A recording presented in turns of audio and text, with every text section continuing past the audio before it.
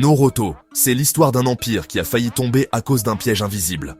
Un piège qui ne se voit pas dans les pubs, ni dans les magasins. Un piège qui vient du modèle lui-même. Imagine un géant bâti sur les parkings des hypermarchés. Et du jour au lendemain, ces parkings se vident. Les clients n'entrent plus. Les pièces se vendent ailleurs. Et la machine commence à grincer. Ce jour-là, Noroto comprend que le danger n'est pas un concurrent. Le danger, c'est de devenir dépendant de son propre succès. Et ce qui va sauver la marque, c'est une décision froide, rapide, presque brutale. Retour en arrière. Fin des années 60. La France s'équipe de voitures à vitesse folle. Les routes se remplissent, les kilomètres explosent, les pannes deviennent quotidiennes. À cette époque, l'entretien est un monde fermé.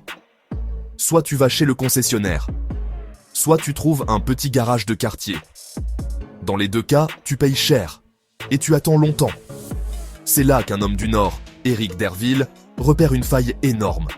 Il se dit qu'il y a une place pour un centre rapide, simple, sans cinéma, un endroit où tu peux acheter et réparer au même moment. Le 2 octobre 1970, il ouvre le premier Noroto près de Lille. Pas dans une rue chic, sur un parking, près d'une grande zone commerciale. Un bâtiment large, une enseigne visible et des places partout. À l'intérieur, c'est une nouveauté totale. Un espace en libre service pour les accessoires, huile, batterie, essuie-glace.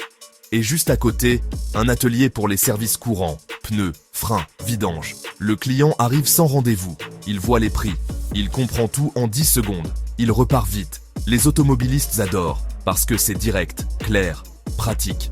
En quelques mois, la rumeur se répand dans toute la région. Les gens comparent avec les garages classiques. Chez Noroto, c'est plus rapide. Chez Noroto, c'est plus flexible. Chez Noroto, tu n'as pas l'impression d'être piégé. Très vite, d'autres centres ouvrent dans le Nord. Et là, Noroto copie la méthode la plus puissante de l'époque. La grande distribution, large choix, prix agressifs, rayons simples, ateliers standardisés. Tout est pensé pour être répété, sans perdre en vitesse. Au début des années 80, Noroto n'est plus un test local. C'est une recette qui marche. Et la marque se fixe un objectif simple. Occuper le territoire avant les autres. Chaque ouverture est placée près des grands flux. Les ronds-points, les entrées de ville, les zones commerciales, là où les familles passent déjà. Noroto ne cherche pas le client, il s'installe sur sa route. Et pour aller encore plus vite, la marque utilise deux moteurs, des centres en propre, financés par le groupe, et des centres en franchise, portés par des entrepreneurs. Résultat, la carte de France se couvre. Même façade, même code couleur, même promesse. Et un réflexe se crée chez les conducteurs. Quand il y a un problème, on pense Noroto. Puis arrive une décision qui change les marges, la marque propre. Au début, une huile moteur, puis des batteries, puis une avalanche d'accessoires.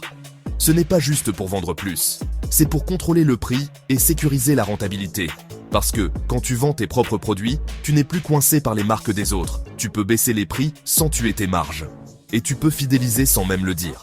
Petit à petit, Noroto devient une machine. Plus de trafic, plus de panier moyen, plus de retours. Les garages indépendants commencent à souffrir. Ils ne peuvent pas suivre sur les prix. Ils ne peuvent pas suivre sur la rapidité. Même les concurrents nationaux se font aspirer. Noroto avance avec une logique industrielle. Standardiser. Ouvrir, négocier, recommencer.